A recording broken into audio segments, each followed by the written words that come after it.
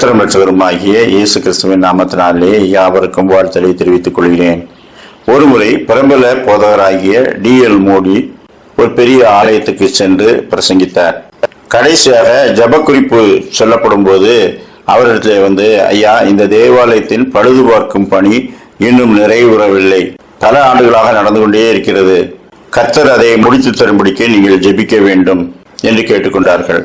உடனே அவர் சொன்னார், தேவாலயத்தை பழுது பார்க்கும் அந்த வேலைக்காக கடவுளை நோக்கி நாம் கூப்பிட வேண்டுமா? அவரது ஜெபத்தை ஏறெடுக்க வேண்டுமா? நம்மால் முடிந்ததை நாமே தான் செய்ய வேண்டும். கர்த்தர் ஏற்கனவே நமக்கு பலத்தையும் எல்லாவற்றையும் தந்திருக்கிறார். காலையிலே சாப்பாடு தயாரிப்பதற்காக ஆண்டவரே எனக்கு அரிசி தாரும், எண்ணெய் தாரும், பருப்பு தாரும் என்று கேட்டுக்கொண்டிருக்கிறோமா?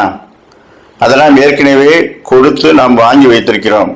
இந்த உணவை எப்படி தயாரிப்பது என்று எனக்கு கற்றுத்தாரும் என்று நாம் கேட்பதில்லை. அதைத்தான் ஏற்கனவே அந்த திறனை நமக்கு கொடுத்திருக்கிறாரே. எனவே கர்த்தர் கொடுத்தவர்களுக்காக நன்றி செலுத்தி நாமே அதை செய்து விடுகிறோம். தேவாலயத்தையும் கட்டுவதற்கு கர்த்தர் எல்லாரிடத்திலும் பணத்தை கொடுத்திருக்கிறார், எல்லாரிடத்திலும் வசதி வாய்ப்புகளை கொடுத்திருக்கிறார். ஆனால் ஒருமித்த மனதை நாம் உடையவர்களாக இருக்கவில்லை. அவர் கொடுப்பார் என்று மற்றவர்களும், இவர் கொடுப்பார் என்று மற்றவர்களும் நினைக்கிறார்கள்.